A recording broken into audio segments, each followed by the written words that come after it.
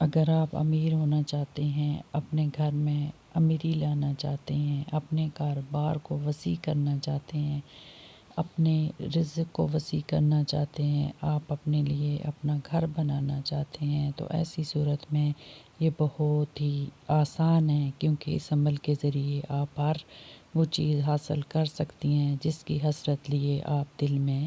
بیٹھے ہیں۔ سامعین، السلام علیکم ورحمۃ اللہ۔ یہ عمل اتنا پاورفل اور لاجواب عمل ہے کہ جن جن لوگوں نے کیا ہے آج وہ کروڑ پتی لوگوں میں شمار ہو رہے ہیں،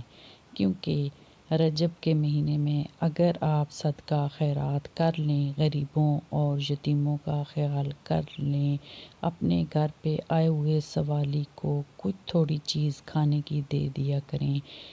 تو یہ کھانے کا صدقہ ہے۔ اور اگر کچھ دولت آپ کے پاس ہے تو وہ بھی غریبوں میں تقسیم کر دیں۔ تو اگر کسی غریب کے پاس کچھ بھی نہیں ہے، آپ اس کو کچھ نہ کچھ ضرور دیں، تو یہ آپ کے لیے بہت بڑی کامیابی ہوگی، کیونکہ رجب کے مہینے میں شعبان آنے سے پہلے پہلے آپ یہ صدقہ کریں، کسی غریب کو، کسی یتیم کے سر پہ ہاتھ رکھ دیں شفقت کا، کسی غریب یتیم کو کچھ کھانے کی چیز دے دیا کریں، تو یہ آپ کے لیے بہت بہتر ہے، کیونکہ اللہ پاک یہ بہت پسند کرتا ہے جو دوسروں کو کچھ کھانے پینے کی چیزیں دیتا ہے یا کھلاتا ہے، کیونکہ اللہ پاک کو صدقہ اس قدر پسند ہے کہ اللہ پاک اس شخص کے گناہ مٹا دیتا ہے، اللہ پاک اس کی قبر کو روشن فرما دیتے ہیں اور اس کی قبر میں جنت کی کھڑکی کھل جاتی ہے، کیونکہ اللہ پاک اپنے بندوں کی شفقت کو بہت زیادہ عزت کی نگاہ سے دیکھتے ہیں۔ اگر آپ کو امیر بننا ہے، اپنے نصیب کو کھولنا ہے، تو دو چیزوں کو صدقہ دے دو۔ کسی غریب کو نمبر 1 روٹی، کھانا، جو کچھ بھی آپ کے پاس ہے وہ کھلا دیں، تو یہ بھی صدقہ ہے۔ کسی کے راستے سے کانٹا ہٹا دیں،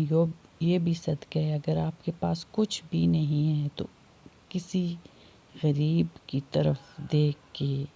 مسکراہٹ اپنی پھیلا دیں، اس کا دل خوش کر دیں، تو یہ بھی صدقہ ہے۔ صدقے کی بہت ساری قسمیں ہیں، لیکن یہاں پہ 2 صدقات کا تذکرہ کیا جائے گا۔ ایک صدقہ جو ہے کسی کو روٹی کھانا وغیرہ کھلا دیں، دوسرا کسی کو روپیہ پیسہ کچھ بھی دے دیں، یہ بھی صدقہ ہے۔ کسی غریب کو کچھ اس کی ضرورتوں کو پورا کر کے اس کو اچھی اچھی چیزیں لے کر دیں، وہی چیز دیں جو آپ خود پسند کرتے ہیں، ناقص چیز صدقے میں شمار نہیں کی جاتی، تو آپ کا شمار بلند لوگوں میں ہوگا، بہت زیادہ امیر ہو جائیں گے، آپ کا نصیب